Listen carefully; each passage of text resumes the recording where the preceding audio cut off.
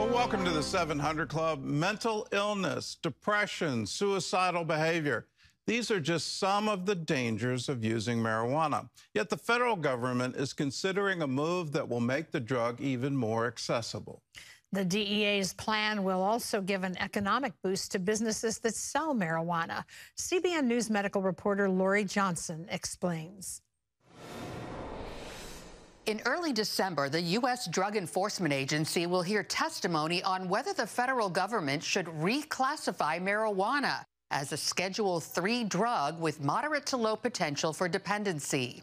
Schedule I drugs include heroin, ecstasy, LSD, and currently marijuana. A downgrade to Schedule III would put it alongside of anabolic steroids, ketamine, and Tylenol with codeine. One notable impact would be the enormous financial benefit to the $30 billion marijuana industry. That's because the 15,000 dispensaries in states where pot is legal would then be allowed to deduct major business expenses from their federal taxes, allowing them to use that windfall to expand their reach. They're selling addiction to make money, and they don't give a damn about the public. David Evans will testify against the move at the DEA hearing by suggesting the government is ignoring pot's dangers. In the case of marijuana, the FDA is not going to have to study it at all. Evans will point to today's high THC concentration in the drug and its well-documented link to psychosis. We're now seeing a lot of that. It causes mental illness, depression, suicidal behavior. One example is Zach Plant, who was diagnosed with cannabis-induced psychosis after his marijuana use caused him to lose touch with reality while experiencing hallucinations, delusions, and paranoia.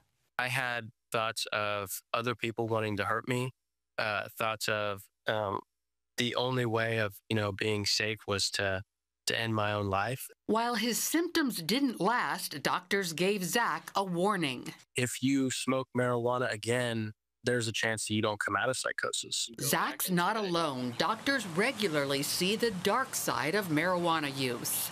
As it became legal, definitely saw more delirium, hallucinations, paranoia as being side effects of this.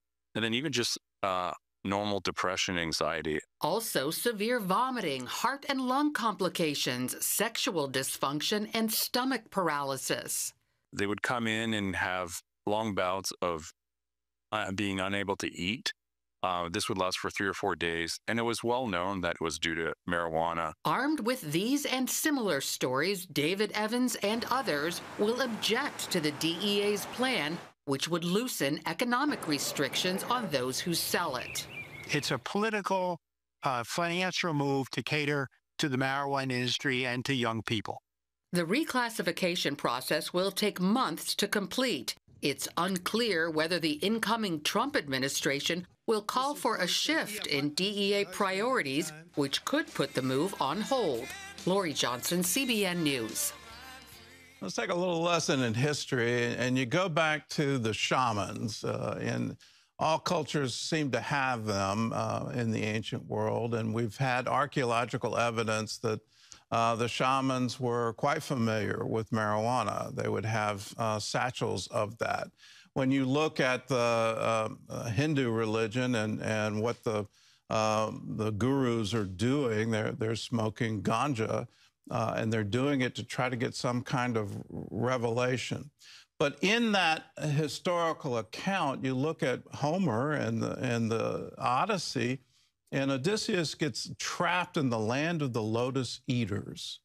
And it's a bad place for him. It's not a good place. It's a place where you have drug-induced hallucinations.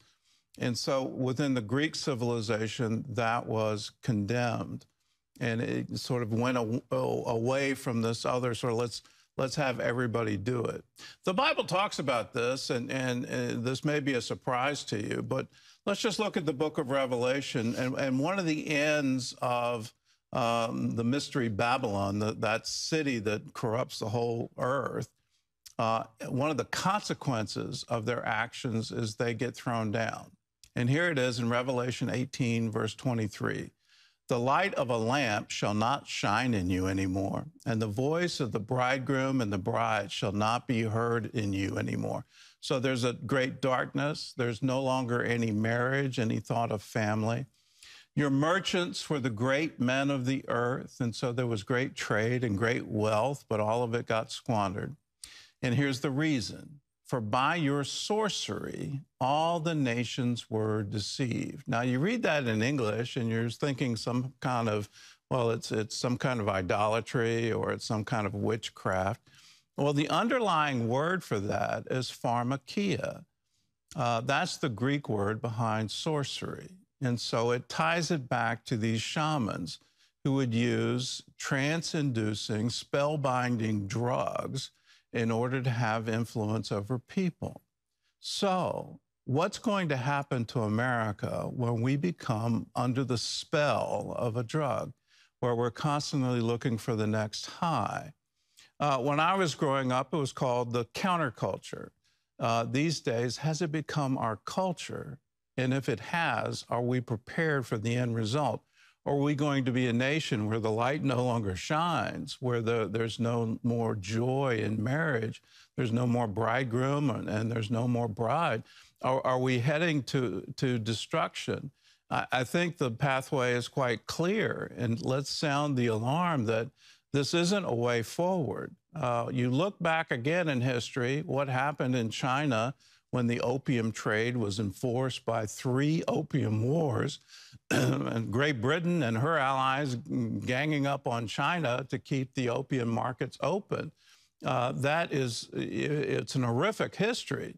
China calls it their lost century, that because so many people became drug addicted, they weren't able to advance as a culture. Let's wake up to the history. Let's wake up to what we're getting ready to do to ourselves. And let's just look at the English word for marijuana. There's a reason we call it dope. In other news, the House Ethics Committee will not release its report on alleged misconduct by the president-elect's nominee for Attorney General. John Jessup has more on that story from our CBN News Bureau in Washington. John? Thanks, Gordon. The committee's Republican chairman said the members could not come to an agreement on making the report public. Allegations of sexual misconduct when he was a congressman threatened former Representative Matt Gaetz's confirmation as the country's top law enforcement officer. The nominee met with Republican senators on Capitol Hill Wednesday. The senator's been giving me a lot of good advice. I'm looking forward to a hearing. Folks have been very supportive. They've been saying we're going to get a fair process. While moderate Republicans have expressed concerns over his nomination, Senator Lindsey Graham is promising a fair hearing, saying, quote, no rubber stamps and no lynch mob. Well, the Justice Department is targeting cybercrime, recently announcing a new initiative at disrupting online criminals. Cybercrime is expected to cost a staggering $10.5 trillion worldwide. Experts say these criminals are getting smarter and faster by using artificial intelligence. CBN's Brady Carter tells us more. I've gotten plenty of text messages, phone calls, emails that I'm quite certain, there were scams behind them. Even members of the Federal Trade Commission are targeted by scammers they're trying to fight. Will Maxon of the agency's Marketing Practices Division says these criminals fool potential victims by using AI to perfect and renew age-old scams. Where you can have extremely accurate voice cloning done very quickly. The video cloning has become better and better and more seamless and harder to spot really every day, the speed at which they can do it. According to the FTC, consumers reported losing more than $10 billion to fraud in 2023, up 14% from the year prior. AI makes it easier to deceive by eliminating spelling errors, creating better fake logos or images, while also providing sensitive information like partial social security numbers to make scams appear more authentic. We've gone from millions to billions to trillions in a decade. And that's per day. Per day. And seniors are clearly targets, with a majority of those seeking help being over the age of 60, reportedly losing a total of nearly $2 billion. My name is Phyllis Weisberg. I'm a 90-year-old widow. I was the victim of an online scam. The scammers managed to get into my checking account. They removed $20,000. Weisberg says the experience left her feeling shaken and vulnerable. My first reaction was total embarrassment that I would do anything that stupid. And all I can do is warn other people and just hope that this will help one person. Cybersecurity expert James Lee adds that AI is now helping scammers close the traditional age gap. Today, the target is 25 to 45. They're actually targeted more frequently, and the attack is more successful. Lee advises taking extra steps to protect against all potential scams. For example, if you get an email or a call from a supposed trusted source, it's essential you take the time to verify it came from that organization. They do the exact same thing that a normal business does. They target their customers. They figure out, well, this zip code has a higher income level. So therefore, if I target people in that zip code, I have a higher likelihood of getting away with more money. With artificial intelligence expanding at a breakneck pace, scams will only become more prevalent. While there's no guaranteed way to prevent these attacks, experts maintain that taking protective measures and being vigilant could keep your information and your wallet safe. Brody Carter, CBN News. Some important tips there. Thank you, Brody. Well, turning overseas, the International Criminal Court has issued arrest warrants for Israeli Prime Minister Benjamin Netanyahu, his former defense minister, and Hamas officials. The warrants turn Netanyahu and Yoav Gallant into internationally wanted suspects. CBN's Chris Mitchell reports. The warrants accuse Netanyahu and Gallant of war crimes and crimes against humanity over the war in Gaza, and Hamas for the October 7th attacks that triggered Israel's offensive. The ICC decision would put Netanyahu and Gallant at risk of arrest if they traveled to certain countries. Back in May, when the ICC threatened arrest warrants, Netanyahu called it a moral outrage of historic proportions.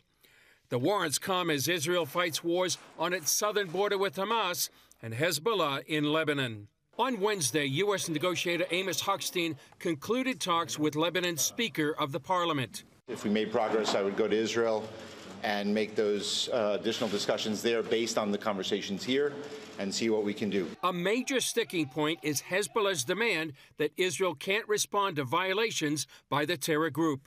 It is not allowed for Israel to violate and kill and enter whenever it wants. Israel's new foreign minister says they must have that right. We will need to keep the freedom of to act if there will be violations. Sa'ar says Israel must be able to keep Hezbollah from ever again becoming a huge threat. We will have to enforce that they won't be able to build again their force in Lebanon. They won't be able to bring again ammunition, missiles. While Hochstein would not discuss details of the agreement, Middle East analyst Lee Smith tells CBN News it would underwrite the Lebanese army that's been infiltrated by Hezbollah. We're talking about an additional $400 million for the Lebanese armed forces, in addition to the hundreds of millions that we have now decided to give them yearly. What we're doing is we're paying a Hezbollah asset. Smith says the deal favors Hezbollah. It not only protects an Iranian proxy, the chief Iranian proxy, Hezbollah, what it also does is it also it stiffs the American taxpayer. We call it funding for Lebanon. It's not funding for Lebanon. It's funding for Hezbollah. At the UN Wednesday, the U.S. vetoed a Security Council resolution demanding an immediate, unconditional, and permanent ceasefire in Gaza. We made clear throughout negotiations we could not support an unconditional ceasefire that failed to release the hostages.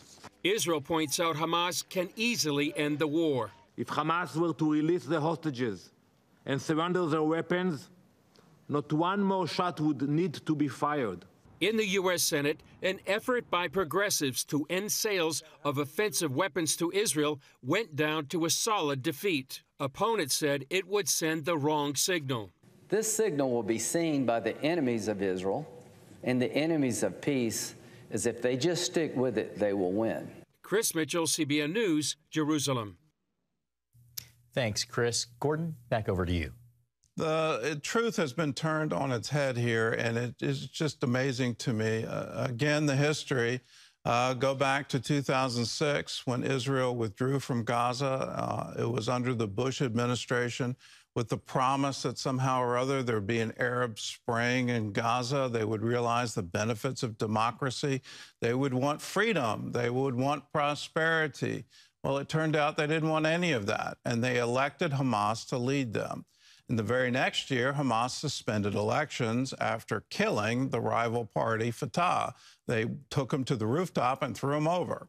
So you look at this and go, why in the world would the United States ever try to back that? Hezbollah, it's a proxy of Iran. It's fully funded from Iran. All the weapons come from Iran.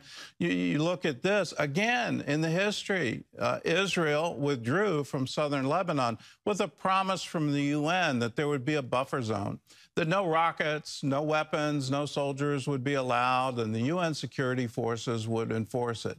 Well, we've seen the video. There are tunnels set up right underneath the watchtower of the UN barracks. It's amazing, the disconnect. And then the International Court to issue arrest warrants. Well, who's the supreme judge of that court? Well, he's a Muslim from Lebanon. Who's the chief prosecutor of that court? Well, he's a Muslim. He's from Britain. His father's from Pakistan. Well, what in the world do you expect to happen? Now, let me call out our own State Department. When you restored funding to Gaza and you restored funding to UNRWA, did you really not know they were supporting Hamas? Did you really not know that the tunnels were right next to the UNRWA headquarters, that the tunnels were right next to the mosques and the schools and the hospitals, that the rockets were right in the building where UNRWA was? Did you not know that? For the funding that's currently going to supposedly the armed forces of Lebanon, do you not know it's being diverted to Hezbollah? Are you exercising willful ignorance in trying to kick the can down the road in some useless hope for peace? I submit to everyone, we're on the verge of a great victory. The proxies in this terror war are about to be defeated. Let's make sure that we do everything in our power to make sure Israel has the weapons it needs, the resolve it needs, the international support it needs in order to finish the job. Because if they can finish the job, then we really can see peace in the Middle East.